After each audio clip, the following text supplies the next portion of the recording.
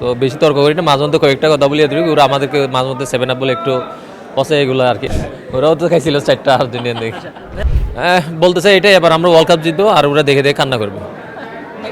না আসলে এবার একটু অন্যভাবে চিন্তা ভাবনা করতেছি, নিজের এলাকায় ওয়ার্ল্ড কাপটা উপভোগ করবো, কারণ অনেক দিন ধরে পারি না, যেহেতু খেলা ছিল। তো আশা করতেছি এবার এলাকায় সবাই বন্ধু বান্ধব একসাথে খেলাটা উপভোগ করবো। আপনি নিজে গোলকিপার, আপনার গোলকিপিং আইডলকে ইন্টারন্যাশনাল? এখন আমি মার্টিনাসকে আগে রাখবো, অনেক ভালো করতেছে, ওর থেকে অনেক কিছু শিকার আছে, মার্টিনেসই ফেভারিট। বন্ধুদের মধ্যে ব্রাজিল আর্জেন্টিনা নিয়ে তর্ক বিতর্ক হয় কিনা? তর্ক বিতর্ক হয়, আমি বেশি তর্ক করি না, কারণ হচ্ছে আর্জেন্টিনা তো এখনো 3টা মাত্র, আমরা 5টা ওয়ার্ল্ড কাপ, তো বেশি তর্ক করি না, মাঝে মধ্যে কয়েকটা কথা বলিয়ে দিই, ওরা আমাদেরকে মাঝে মধ্যে 7 আপ বলে একটু পচে এগুলো আর কি, এর থেকে বেশি কিছু করি না। ওরাও তো খাইছিল 4টা আর্জেন্টিনান দেখে। আচ্ছা ভাইয়া, ব্রাজিল আসলে সাফল্য কেন পায় না? কিন্তু দেখা যায় যে হতাশ করে, এটার কারণটা কি? তারা কি ব্যক্তিগত নৈপুণ্য থেকে বেরোতে পারছে না? দলগত সেই খেলাটা তো আমরা দেখছি না।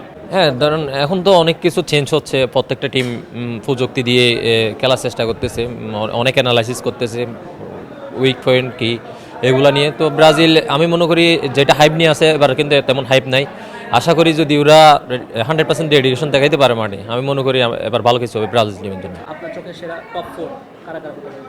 ব্রাজিল, আর্জেন্টিনা, ফ্রান্স, স্পেন, যদি আর দুইটাই আনি তাহলে পর্তুগাল, মরক্কো। আপনি স্টেজে পর্তুগালকে শিরোপাটা দিয়েছেন, আপনি কি ওই বিষয়ে যদি একটু বলেন যে না আসলে না মাইন্ড করেন, কারণ রোনালদো আসলে অনেক কিছু দিচ্ছে ফুটবলকে, একটা ওয়ার্ল্ড কাপ জিতে নাই, তো এটা লাস্ট ওয়ার্ল্ড কাপ যদি জিতে তাহলে এটা রোনালদোর ক্যারিয়ারের জন্য অনেক, মেসির মতো একটা গ্রেট অপরচুনিটি।